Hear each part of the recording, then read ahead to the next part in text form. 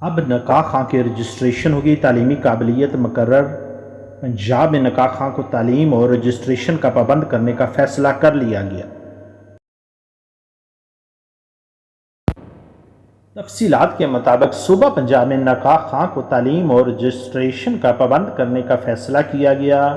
تمام نکاح خاں کو محکمہ بلدیات میں رجسٹریشن کرانا ہوگی۔ سیکرٹری بلدیات نور الامین مینگل کا کہنا ہے کہ نکاح خاں کی 16 سالہ ایجوکیشن مقرر کی جائے گی، جس کے بعد نکاح خاں کو محکمہ بلدیات لائسنس جاری کرے گا۔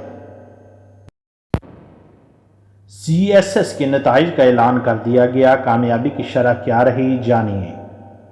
فیڈرل پبلک سروس کمیشن نے CSS کی تحریری امتحان کے نتائج کا اعلان کر دیا۔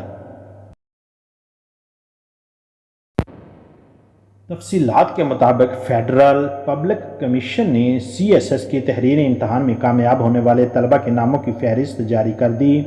FPSC کے مطابق 39,650 امیدواروں نے امتحان کے لیے اپلائی کیا۔